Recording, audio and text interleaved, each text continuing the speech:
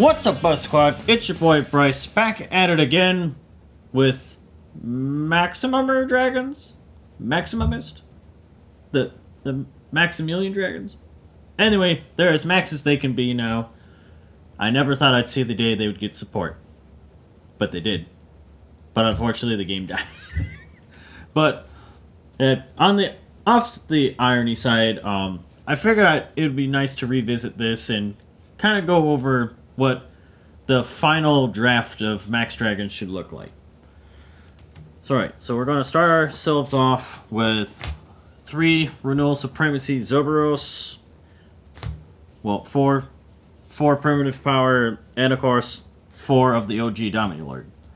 So then the OG Dominilord gets your engine rolling by grabbing your set spell or one of your 4 graders, and then just keep the ball rolling, and he protects your set spell by not having them being able to be blown up, and then the set spell protects your stuff from being negated, and it's just a nice perfect harmony spell and all. And then the new one grabs either a set spell, any of your set spell that as long as it's Max Dragon, or your item from your deck or yard, and then add to your hand. And while he's in your yard, he buffs your team by 10k of defense and offense, which is insane. But anyway, enough gushing about that. Time to get the meat rolling.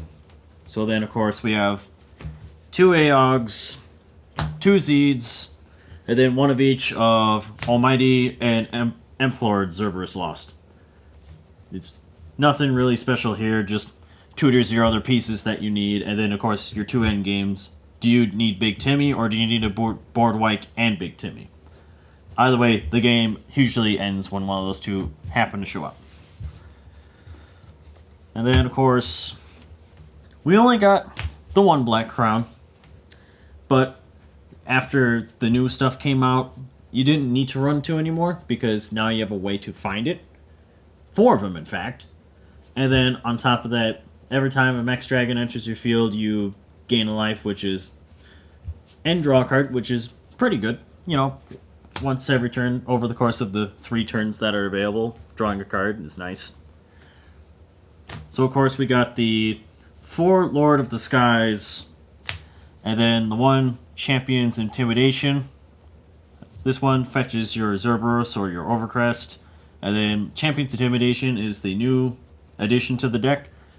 And thanks to the other Zerberos being so just fluid with how he functions with the deck, you only need to run 1. If you need to run more, then I don't know, we just have our separate issues. I never found the need to run more than 1, because his entire job in life is just to dump your essentially dead Max Dragons to your yard, or the ones that you need into the yard, either or, just so that way it's deck trimming. And on top of that, your power, defense, and critical cannot be reduced, which is insane. Our only negate in the deck, maximum of absolute strength. It basically says bare minimum, check top 3, grab a card, and then bottom the rest. But then at most, it says grab 6 and grab a card, but typically looking at top 4 to grab a card is pretty good. So then for our draws, we have 4 Seamless Dragon Lords, and then 2 Soaring Dragon for Skylines as part 1 of the package. I actually don't care for the new counter call. I actually far prefer this one, because it functions as either as readying your Max Dragon or calling a different one from your hand just to continue your onslaught, because you're quote-unquote a combo deck, kinda, but really you're just a go tall stompy deck, and then that's about it. You just happen to have a lot of good tools to fight against other decks, and you don't need to explain Fair Skylines. The card is just insane. Graceful Charity, but with a cost. And speaking on that topic, we have 4 Seamless, we have 4 Burst Force, 3 Divine Dragon Creations, and of course the best art for Dragon Emperor Legend. So you just need to run 4 of this, because this gets the deck rolling, and drawing 3 cards is broken, so why would you not? 3 self-explanatory, 4 self-explanatory, and the Soaring Dragon Fair Skylines basically also gets rid of the other copies of it you don't need. It just ensures maximum consistency. So then for our sets, we have 2 Indestructible Dummy Lord, and then the 2 Overcrest to finish the whole fray with a total of 5 set spells in the deck. The Indestructible Dummy Lord protects you from having your Overcrest cut to keep it on the board longer, especially against Time Dragons, because then they have to get rid of this instead.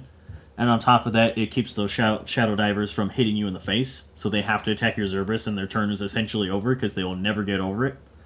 And then Overcrest gets the deck rolling. It's the whole reason why the deck works.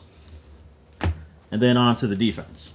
So then, we have 3 Flame Gales, 4 Hardwind Summons, and of course the 2 Lost Worlds. Lost World to protect your stuff from being tucked away, because the way the rules work, you can't mix your Lost deck with your regular deck, so then by the time this pops up, the game is over. You have established your dominance, and then you're going to win. And then Hardwind Summon, gaining 4 or 5 life on average is just nutter butters, on top of preventing it from being killed. And then your board rest, Flame Gale, 90% of the time always works. Very, very rarely does it not work. But that's usually when you're empty engaged, and that's about it. But other than that, I won't cover my Lost deck because there's no need to, as you are free to do whatever you want with your Lost deck. Mine is just whatever. It's just whatever I had laying around, so whatever you want to run is up to you. But on that, go ahead and smash that like button. Let us know how we did in the comments. Go ahead and use that TCG Player affiliate code to get a discount on all your orders through that code in the description. And of course, check us out on Instagram, Twitter, help us out on Patreon. And above all else, have fun.